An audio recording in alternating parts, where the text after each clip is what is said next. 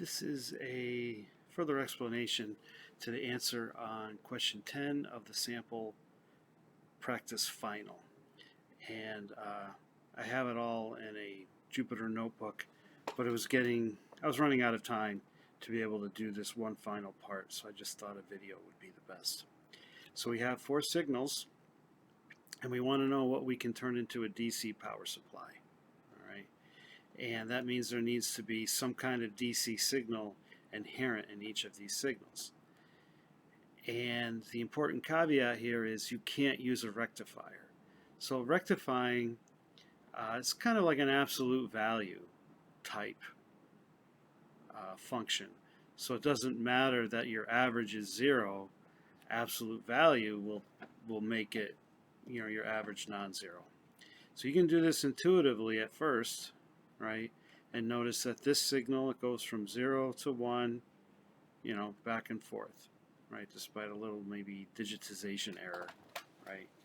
So it's always not, that average is non-zero because it's always above 0, right?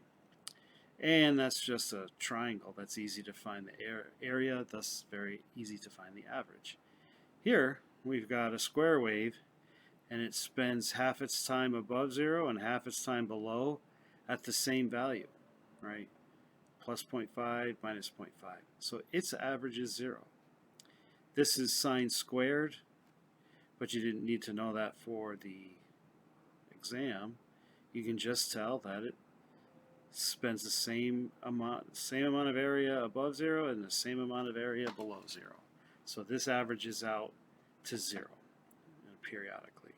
And then here we go from 0 to 1. It's always at 1, then going from 1.5 down to 1.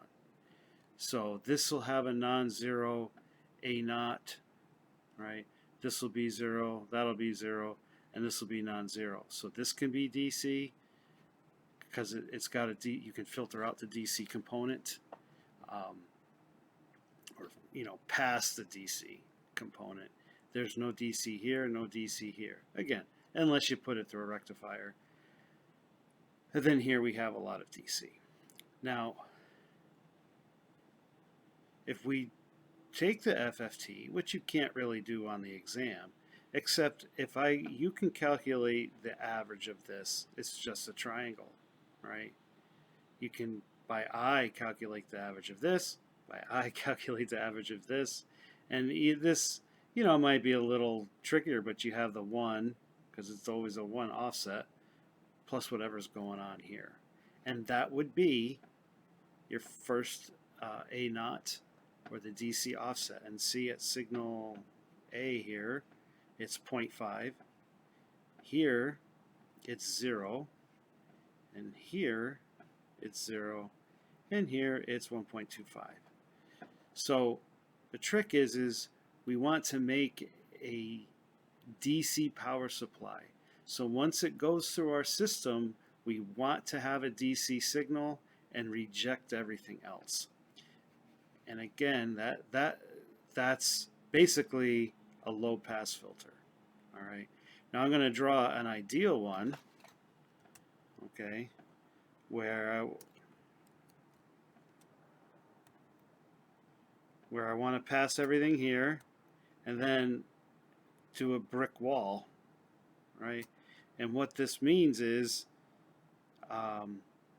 anything here gets multiplied by that and let through, and everything off here gets multiplied by 0 and attenuated or rejected.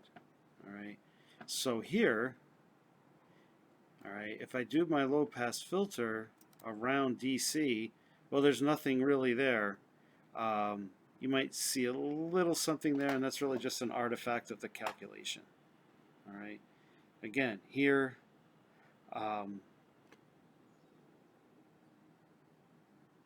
there's no DC component. And basically, if I took more points, I could get this to match the Fourier spectra of a 50% duty cycle square wave, right? And then here, I want to capture this, and so I would just draw a brick wall around it. So it's basically low pass filters will work on signal D and A and not on B and C. Sometimes people put band, and I'm not quite sure why, but DC is basically an extremely low frequency signal, right? And we want to let that through, so we low pass it, right? So I won't beat that to death anymore. Have a good day.